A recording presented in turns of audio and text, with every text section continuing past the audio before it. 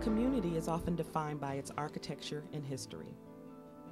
Local sites, structures, and objects give a community its distinctive character. But the life of the community is not static. It changes with the times.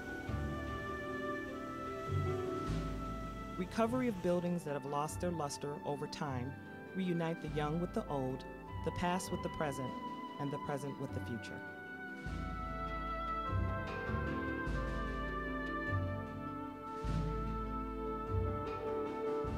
The city of Detroit has been a major participant in world commerce. Founded in 1701 as a river trading post,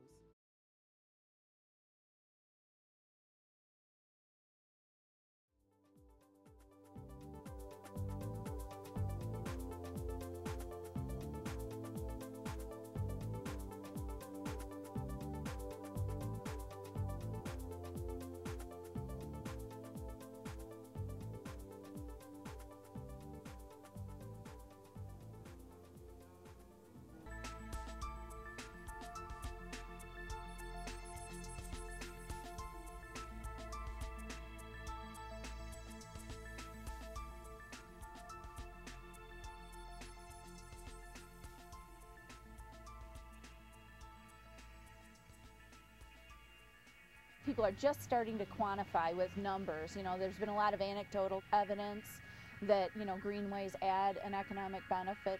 We've seen across the nation when greenways go in, housing values go up, people get to get out there and meet their neighbors. It's just a quality of life issue, and people who live close to greenways actually have higher housing values as well.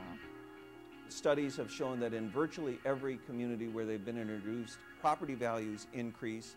And I think from an employer standpoint, studies continue to show that employers look to communities that provide a variety of different values to their potential employees. Small businesses can locate along the greenway. You might need something to drink. You might want to ride a bike. So it is a driver for both the small business but also for the broader community, because people love to use. Other people have different ways that they exercise, but I think getting people out in the fresh air, getting people moving, that can't have anything but advantages. By opening these up and putting them in 22 communities, it's getting the family wanting to get out, spend time together on bikes, stop and go to the community center, picnics or what have you, get them back out there and get them moving.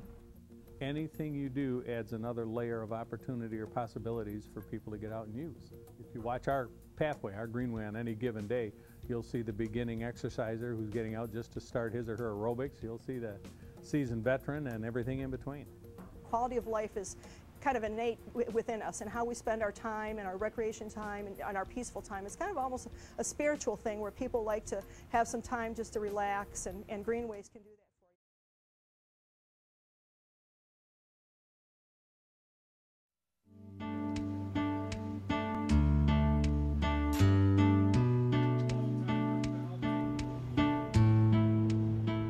My name's Jim Hogan. I'm the Vice President of the J.W. Westcott Company.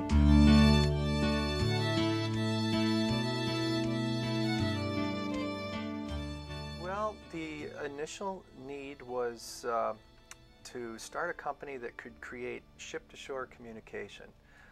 At the time, which is in the 1870s, boats were plying the lakes, going from port to port without having any way to communicate until they arrived at those ports. We're a contract carrier for the Postal Service, and though our business originally started in 1874,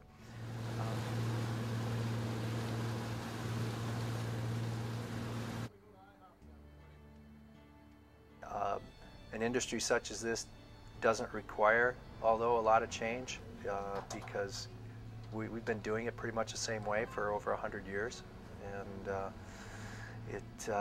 but the uniqueness is what it is.